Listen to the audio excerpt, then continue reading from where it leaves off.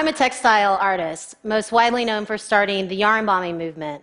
Yarn bombing is when you take knitted or crocheted material out into the urban environment graffiti style, or more specifically, without permission and unsanctioned. But when I started this over 10 years ago, I didn't have a word for it. I didn't have any ambitious notions about it. I had no visions of grandeur. All I wanted to see was something warm and fuzzy and human-like on the cold steel gray facade that I looked at every day. So I wrapped the door handle. I call this the alpha piece. Little did I know that this tiny piece would change the course of my life. So clearly the reaction was interesting. It intrigued me, and I thought, what else could I do? Could I do something like in the public domain that would get the same reaction? So I wrapped a stop sign pole near my house. The reaction was wild. It was like people would park their cars and get out of their cars and stare at it and scratch their heads and stare at it and take pictures of it and take pictures next to it. And all of that was really exciting to me. And I wanted to do every stop sign pole in the neighborhood. And the more that I did, the stronger the reaction. So at this point, I'm smitten. I'm hooked. This was all seductive. I found my new passion, and the urban environment was my playground.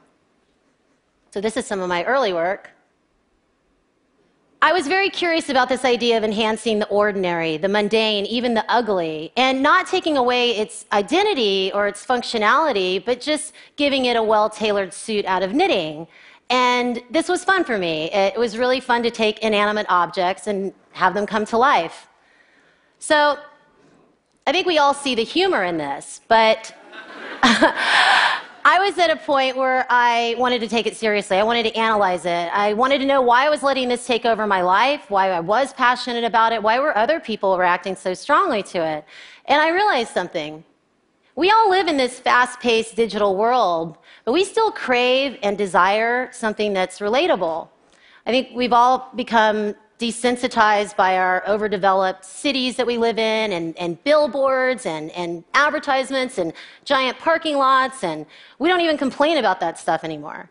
So when you stumble upon a stop sign pole that's wrapped in knitting and it seems so out of place, and then it gradually, weirdly, you find a connection to it, that is the moment. That is the moment I love, and that is the moment I love to share with others.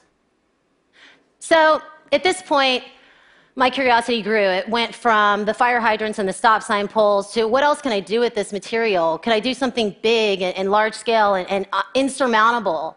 So that's when the bus happened. This was a real game changer for me. I'll always have a soft spot in my heart for this one. At this point, people were recognizing my work, but there wasn't much out there that was wrapped in knitting that was large scale, and this definitely was the first city bus to be wrapped in knitting. So at this point, I'm witnessing something interesting. I may have started yarn bombing, but I certainly don't own it anymore. It had reached global status. People from all over the world were doing this. And I know this because I would travel to certain parts of the world that I'd never been to, and I'd stumble upon a stop sign pole, and I knew I didn't wrap it. So as I pursued my own goals with my art, this is a lot of my recent work, so was yarn bombing. Yarn bombing was also growing.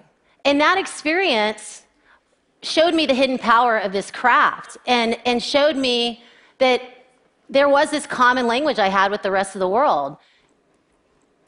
It was through this granny hobby, this unassuming hobby, that I found commonality with people that I never thought I'd have a connection with. So as I tell my story today, I'd also like to convey to you that hidden power can be found in the most unassuming places, and we all possess skills that are just waiting to be discovered. If you think about our hands, these tools that are connected to us, and what they're capable of doing, and building houses and furniture and painting giant murals, and most of the time we hold a controller or a cell phone, and I'm totally guilty of this as well. But if you think about it, what would happen if you put those things down? What would you make? What would you create with your own hands? A lot of people think that I am a master knitter, but I actually couldn't knit a sweater to save my life. But I did something interesting with knitting that had never been done before.